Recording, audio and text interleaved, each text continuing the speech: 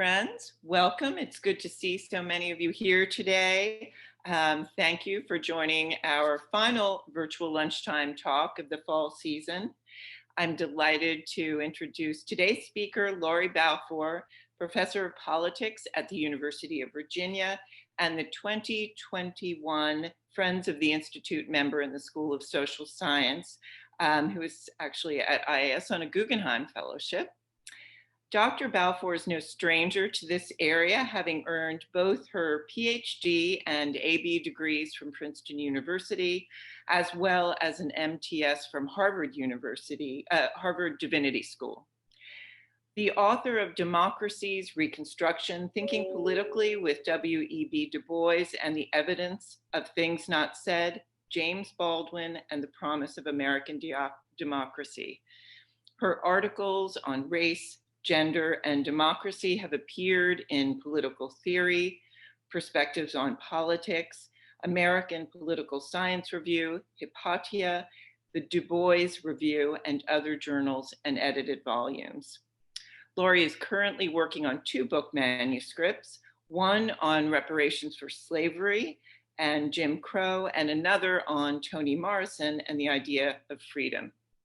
She's held fellowships from the W.E.B. Du Bois Institute for Afro-American Research, the Center for the Study of Values in Public Life at Harvard Divinity School, the Virginia Foundation for the Humanities, and the National Endowment for the Humanities.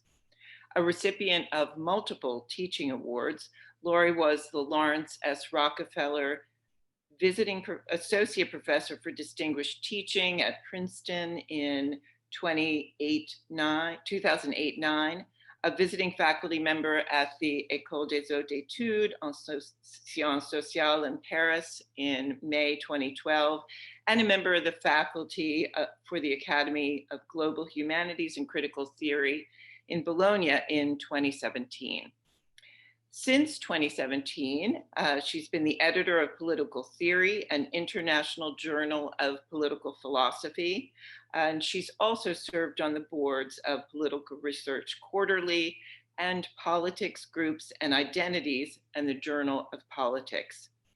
Balfour was a director of fellowships at the Carter G. Woodson Institute for American and African Studies, and interim chair of politics from January 2014-15. And she's been a core faculty member of UVA's American Studies program since 2016. We very much greatly appreciate Lawrie's taking the time to join us today to discuss Toni Morrison and the revolutionary work of words. If you'd please mute your audio now, that would be great. There'll be time for questions and discussion following the talk. Lawrie. Thank you. Thanks so much, Pamela, both for that really extraordinary introduction and also for the invitation to be here. I'm sorry that we can't be together in person, but I'm really looking forward to the conversation. And I also wanted to say how grateful I am to be here. There are very few good things that have come out of this year, I think, for most of us, but anyone who's in academics can tell you that a year at the Institute is a gift unlike any other. And so I really am quite delighted and quite grateful. So I'm going to try now to share my screen. I'm a latecomer to PowerPoint. I teach without it, although, maybe one of the things that will come out of Zoom teaching is that I will become slightly more media savvy, but I'm going to try to share the screen now. 2 days after Toni Morrison died in 2019, Angela Davis and Farah Jasmine Griffin published a tribute to her in the New York Times, where they urged readers to remember Morrison as, quote, a revolutionary political thinker. Although there's a substantial body of scholarship that examines Morrison's many literary achievements, her contributions as a revolutionary political thinker deserve more sustained study. My project at the IAS pursues this insight by reading Morrison as, among her many gifts, a philosopher of freedom, And I'm hoping by the spring to finish a book entitled Imagining Freedom, Toni Morrison and the Work of Words. Morrison's best known as the author of 11 novels and the recipient of multiple awards, most notably the Nobel Prize for Literature in 1993. But she pursued the possibility of a freer and more equal world across multiple overlapping careers. She was a teacher at several universities and colleges. And as I was saying at the beginning of the talk, she was such a vital presence at Princeton when I was here as a graduate student, very active, very engaged, not only with undergraduate life, but also with workshops and graduate conversations as well. Morrison was also, for many, many years, a senior editor at Random House, where her deep appreciation for the importance of canon making reconstituted American literature as a field capacious enough to encompass the novels of Toni Cade Bambara and Gail Jones, the poetry of Lucille Clifton and June Jordan, and the autobiographies of Muhammad Ali, Huey Newton, and Angela Davis herself, as well as the words of many, many other artists, activists, and scholars. In addition, Morrison was a prolific reviewer and an acute literary and social critic, whose commentaries go to the core of many of the knottiest moral and political questions of our times. Freedom for Morrison is enacted through language, through the imagination of lives that are typically lost to official histories and worlds that might have been in existence but were forestalled. But Morrison's relationship to the words through which she plots paths to freedom is always double-edged. There's always the dilemma for her of her own literary virtuosity, which is always part and parcel of the master's tongue. American English is liberating and imprisoning. It is plastic and resistant. It is open to the creation of new meanings, and it always carries with it the sedimentation of racist ideas and assumptions. Morrison approaches these challenges as someone who considers herself both a reader and a writer, who tunes her audience to the harms inflicted by the wrong words and the impossibility of escaping the operation of racism or sexism simply by choosing the right ones. She takes that impossibility as a spur to creation. By exploring how English language can be bent or manipulated so that racial categories retain their historical specificity, but not their capacity to murder, Morrison attempts to engender another American English. So my comments today are going to focus on her nonfiction writing. And she had an active nonfiction career from 1971 until she died in 2019. And I want to trace Morrison's pursuit of freedom, in her words, as an African-American woman in a gendered, sexualized, wholly racialized world, by looking very briefly at three different works of nonfiction.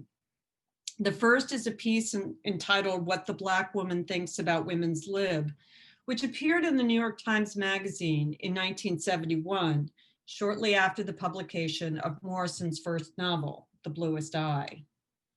The second is a lecture entitled Unspeakable Things Unspoken, which she delivered in 1988 at the University of Michigan, right after Beloved appeared. And the third is the Nobel Lecture in Literature. And one thing that's worth noting is that all of these pieces are from the first half of a writing career that kept going until the very end. And so part of the reason I've included this slide is just to give you a sense of some of the books you might not have encountered, even if you have read some or all of her novels. The Source of Self-Regard, for instance, just came out in 2019. And one of the things that I think is so remarkable about it is that it is, even though it's largely comprised of pieces that she had published elsewhere, and certainly almost all of the pieces were written earlier, it's an incredibly well put together book, so that the effort of sort of curating a story through this selection of pieces that range across many decades is in and of itself, I think, a really important achievement. The Origin of Others comes from her Norton lectures in 2014 at Harvard. So again, an indication of how Morrison kept writing across her career. Playing in the Dark, which came out in the early 90s, is Morrison's contribution to American literary criticism. And it's a really path-breaking text, one part of which she presented here, I think at the Davis seminar. I can't remember the exact context. Insofar as it unpacks the ways in which race and Black characters appear in the work of white writers who don't acknowledge their presence, and she asks what this presence does for American literature, even as it has been denied or disavowed. And then the two pieces in the upper right-hand corner and lower left are edited volumes. And in both cases, she wrote very powerful introductions, responding on the one hand to Anita Hill's appearance in the Senate Judiciary Committee and the confirmation of Justice Clarence Thomas, and on the other hand, to the O.J. Simpson trial and its aftermath. So I'd be happy to talk about any of her later work, but let's go back and look at one of the first things that Morrison published. As I said, What the Black Woman Thinks About Women's Lib came out in the New York Times Magazine, and you can find it. You can go into Time Machine and see, see what the issue looked like at the time. It's clearly a political piece. It offers reflections on the blindnesses of white women's liberation efforts, exploring how they have not attended to their own longstanding dependence on the domestic labor of Black women, nor did they pay sufficient attention to the hard-won independence through which Black women have had to invent themselves over multiple centuries. But this is not simply a work of political polemics. It's importantly also an essay about how freedom is connected to language and how language can be inverted or repurposed from serving a racist or a sexist function into something that might contribute to a liberatory future. So these are the first two paragraphs of Morrison's essay. And I think they show, even at this very early stage of her publishing career, just how extraordinarily gifted she was at using language. They were always there, Morrison writes, whenever you wanted to do something simple, natural, and inoffensive, like drink some water, sit down, go to the bathroom, or buy a bus ticket to Charlotte, North Carolina. Those classifying signs that told you who you were, what to do. More than those abrupt and discourteous signs one gets used to in this country. The door that says push, the towel dispenser that says press, the traffic light that says no. These signs were not just arrogant, they were malevolent. White only, colored only, or perhaps just colored, permanently carved into the granite over a drinking fountain. But there was one set of signs that was not malevolent. It was, in fact, rather reassuring in its accuracy and fine distinctions. The pair that said white ladies and colored women. The difference between white and Black females seemed to me an eminently satisfactory one. White females were ladies, said the sign maker, worthy of respect. And the quality that made ladyhood worthy? Softness, helplessness, and modesty, which I interpreted as a willingness to let others do their labor and their thinking. Colored females, on the other hand, were women, unworthy of respect because they were tough, capable, independent, and immodest. Now it appears there is a consensus that those anonymous sign makers were right all along, for there's no such thing as ladies' liberation. So here we can see the ways in which Morrison takes language as an instrument of racial power and draws from it the seeds of another truth that might be used to undermine that power and rethink what it means to be free. Morrison pursues these questions further, nearly 20 years later, in the Tanner Lectures that were published as Unspeakable Things Unspoken, the Afro-American Presence in American Letters. In those lectures, Morrison addresses three converging issues. The first is the battle over the status and scope of the American literary canon. So in the 1980s, although these issues have certainly have not died by any means, as more non-white and non-male writers were being taught in colleges and universities, and there were questions about how to change or maybe even to do away with the idea of a canon. Morrison offered her own reflections on what was at stake. And I should say she defended the idea of canon building as really critical. But she has this lovely line where she says that we should learn how to enhance canon readings without enshrining them. The second issue that Morrison addresses in the lecture is the ways in which race inflects or informs the work of white writers who don't acknowledge its presence. And she offers, among other things, a really interesting, provocative, I think ultimately not persuasive, but very, very thought-provoking reading of Moby Dick, where she reads Ahab is engaged in the pursuit of whiteness. Anyway, I'll leave it to you to read it for yourselves and see what you think. And then the third issue that she takes up is the arduous responsibility that she feels to bring Black experiences to life on the printed page. Morrison illustrates the last of these themes by talking about how she chose to open the 5 novels that she had published at that point. So in each case, she unpacks that opening sentence and thinks about what she was trying to do, how it worked, how it didn't work. And she revisits her choices as a writer who is very conscious of her status as an African-American and as a woman in a society that values neither. And who aims to use the language to bend it to her own purposes. And I think we can see the complexity of this project in Morrison's account of the first sentence of her first novel, The Bluest Eye, which aims to realize what she calls a kind of female expressiveness that is organized around a character who is herself inarticulate and deeply wounded. So this presents Morrison with a dilemma. How could she capture the effects of violence without reproducing stereotypes or reducing the character she's creating and their communities to that violence?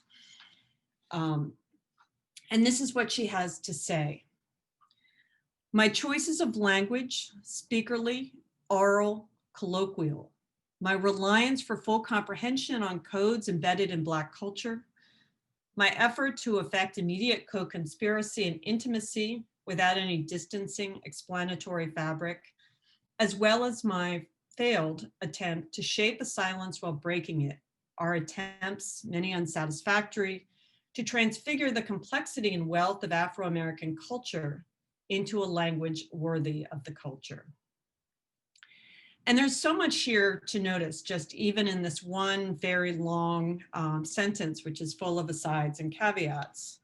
First, to begin with, the idea of a speakerly language, I think gets at something that's critical across Morrison's fiction writing, where she's trying to think about how to convey the beauty of cultures that are not always written down, how to think about the continuities between oral traditions and the written word, how to write about music as well. So she's always engaged in a kind of translational process where she's conscious of what can be lost in putting things down on the printed page.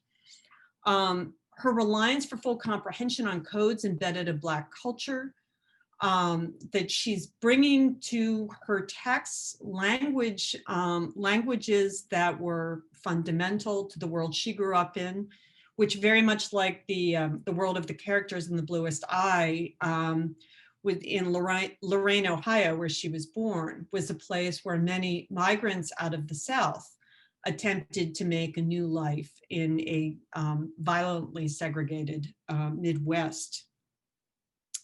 When she talks about co-conspiracy and intimacy, I think this is especially important because Morrison eschews the idea of the writer as kind of the solitary artist, and instead engages her readers. She's always interested in activating a kind of complicity with the readers, bringing them into the text. At the same time, she refuses to explain. She is very much influenced by the slave narratives of the 19th century, and yet she recognizes that her aim and also the freedom she has as a 20th and 21st century writer are quite different.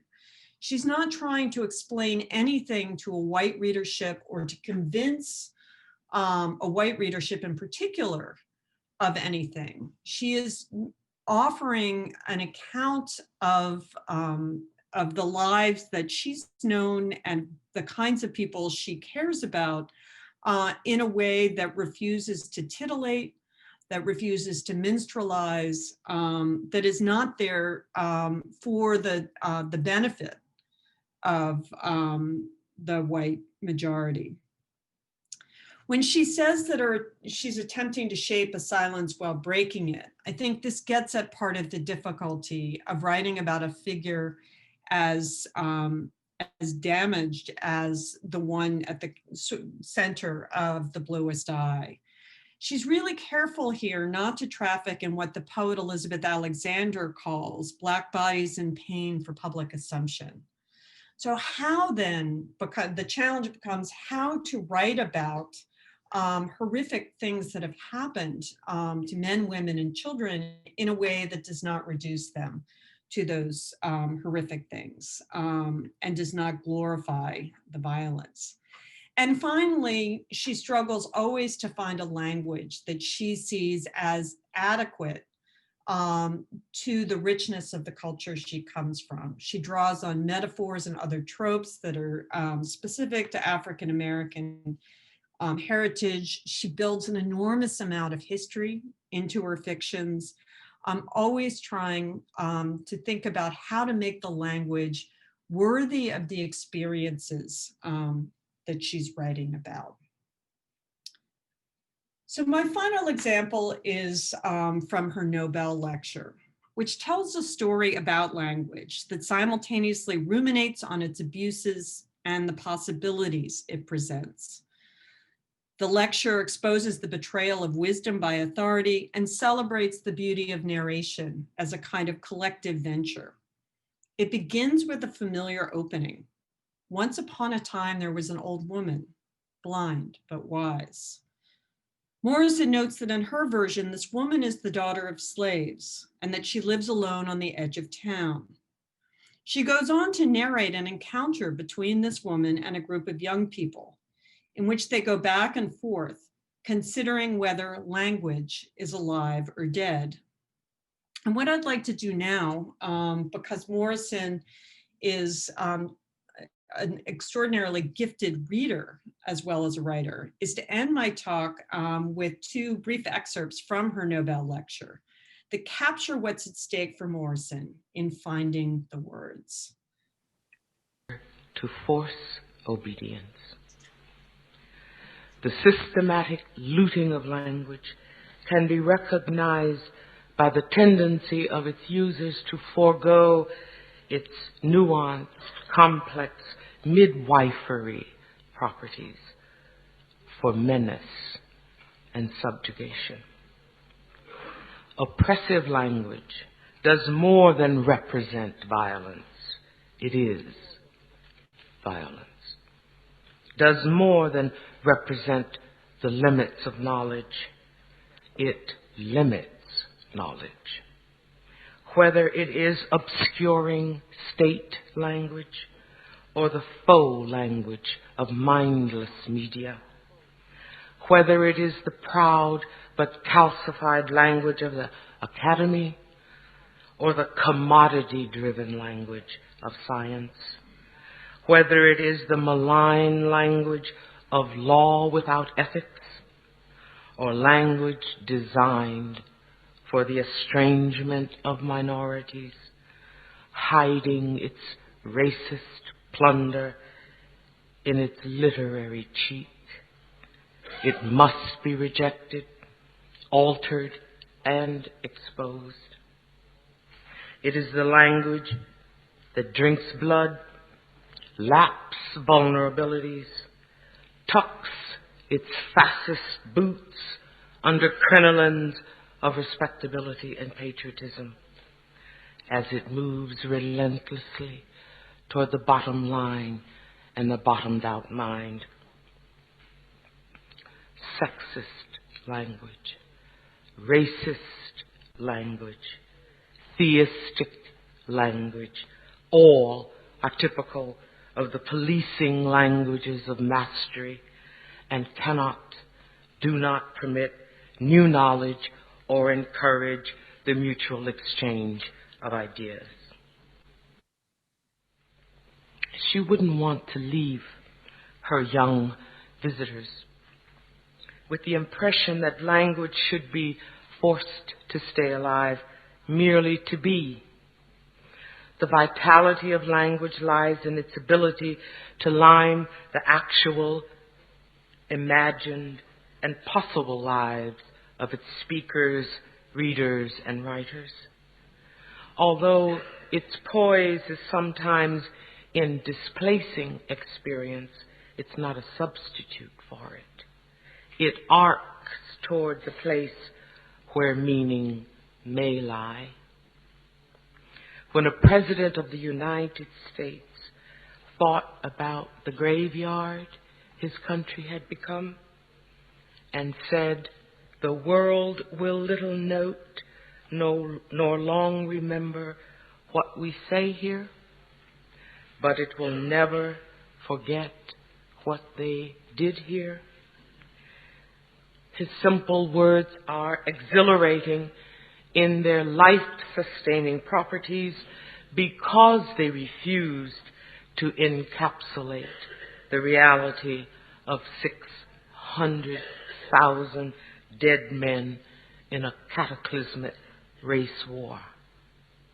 Refusing to monumentalize, disdaining the final word, the precise summing up, acknowledging their poor power to add or detract. His words signal deference to the uncapturability of the life it mourns. It is the deference that moves her, the recognition that language can never live up to life once and for all, nor should it. Language can never pin down slavery, genocide, war, nor should it yearn for the arrogance to be able to do so. Its force, its felicity is in its reach toward the ineffable, be it grand or slender, borrowing, blasting, or refusing to sanctify. Whether it laughs out loud or is a cry without an alphabet, the choice word, the chosen silence, unmolested language surges toward knowledge, not its destruction. But who doesn't know of literature banned because it is interrogative, discredited because it is critical, erased because alternate? And how many are outraged by the thought of a self-ravaged tongue? Word work is sublime, she thinks, because it's generative. It makes meaning that secures our difference, our human difference, the way in which we are like no other life. We die, that may be the meaning of life. But we do language, that may be the measure of our lives. Thank you. I'm going to let Morrison have the last word because it's impossible to top that.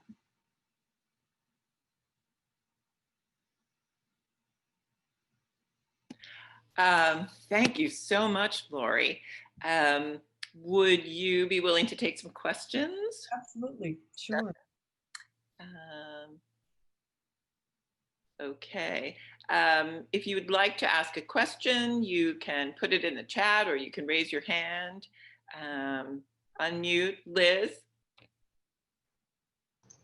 Hi, that was fantastic. Thank you so much. It's so interesting to be reminded of all of this and to get new information. It was excellent.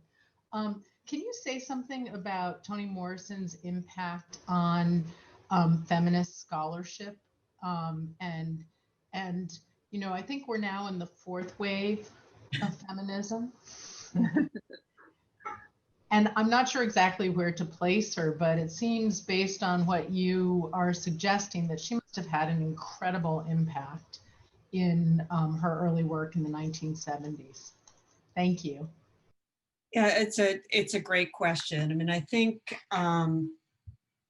we can trace her impact in a number of different ways. I mean, one of the things that is often not appreciated more is that Morrison was well into her 30s when she published The Bluest Eye. So she spent the first part of her career doing a number of things, but especially working as an editor. And one of the things that Davis and Griffin talk about in their tribute to her is the number of different key texts of the women's movement that she brought to publication. I think another thing that's really critical about Morrison's work is, you know, the language of intersectionality is very widely used now to think about gender is always related to class, to sex, to nationality, to religion, and the various ways in which these different dynamics affect each other.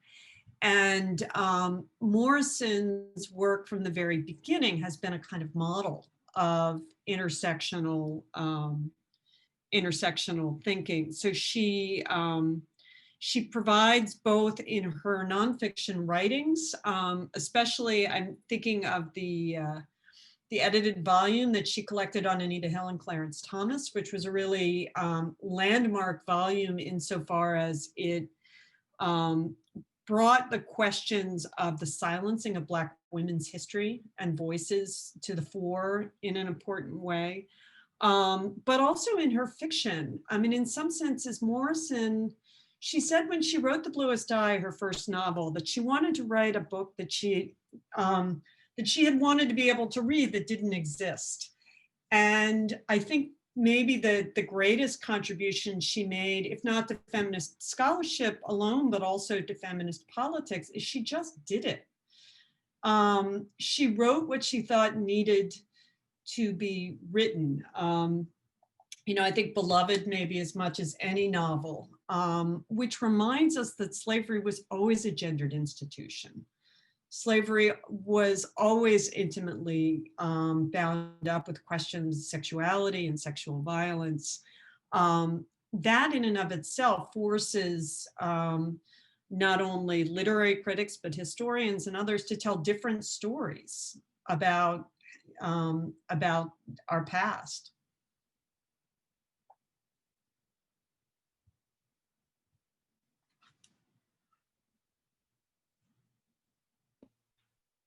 Other questions? Can I ask you a question about your scholarship and sort of the you know, this is a hard question to ask just because these are such fraught times, but how you came to you know, be working in scholarship around mostly, you know, African American, Black figures. Sure. Well, I mean, it's actually a local story. I went to graduate school thinking, I had always been interested in ethical questions in politics. and I thought I was going to go into the Foreign Service. And then it became very clear that in every paper I wrote, I was writing about the moral questions of this foreign policy issue or that one. And I was less interested in the nuts and bolts of policy making. And so when I came back for the PhD program, I continued to think that I wanted to take up, excuse me, what I took to be, the biggest moral challenges in political life. And a number of things happened all at the same time. I entered the doctoral program in the fall of 1991, which is when Clarence Thomas was nominated to the Supreme Court. And then in the following spring, there was the uprising in Los Angeles. And I was struck by how little my political theory classes had to say.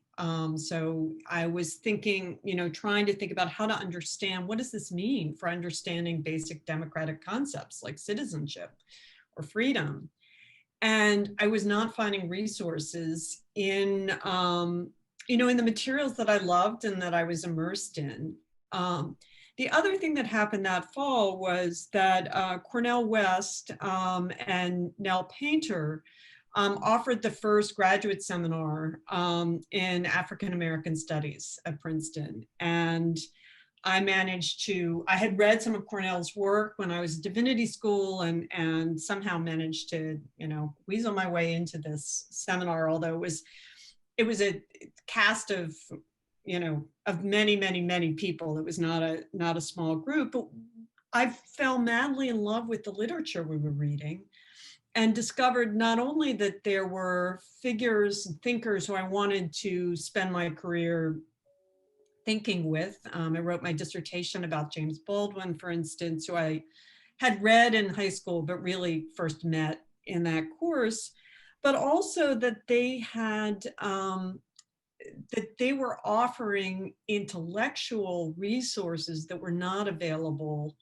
in the political theory canon, as I understood it. So it seemed to me that there was this reservoir of very powerful thinkers who not only could help us to understand questions like, how do race and gender affect each other and how do they affect our understanding of the meaning of equality, but who were not being read for the most part. I mean, apart from, say, Martin Luther King's Letter from Birmingham Jail, even Du Bois was not on most syllabi at that point. So I was very lucky in that I had, these things all came together at that moment. And the other thing I would add is that so many of these figures are extraordinary writers.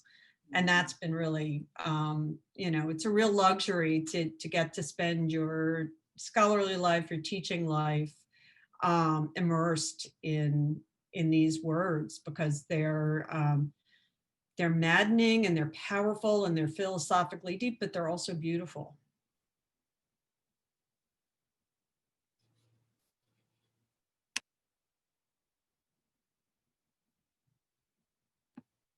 Thank you. Other questions, comments?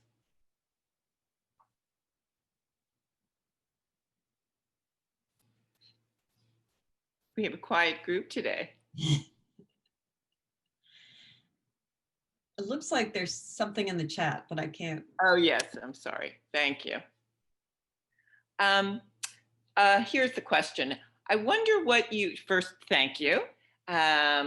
From Roxanne Yonan. I wonder what you think Ms. Morrison's thoughts would be on the experience of Christine Blasey Ford in reference to Brett Kavanaugh's nomination and eventual appointment.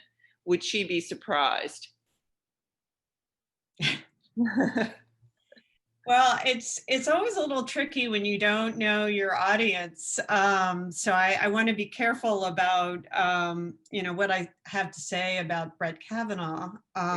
But I think she wouldn't be surprised at all. I think that the response the kind of level of disbelief we could see anticipated in a different way. I mean, Anita Hill's experiences as an African-American woman confronting a Senate Judiciary Committee that was not only all male, but all white, was different from Christine Blasey Ford's. But in both cases, it revealed, I think, a deep culture of a certain kind of male prerogative that was not open to discussion in some senses. And I'm just trying to think from Morrison's characters if I can think of a clear-cut example. But even if we go back to her essay on what the Black woman thinks about women's lib, Morrison was very, very critical of some white feminists in that text, but she was also critical of a culture in which white women especially were infantilized. And so I think what she would have said, I mean, she was, what she would have said about the Ford hearings, the Blasey Ford hearings, would have gotten to the truth that there is an unwillingness often to grapple with the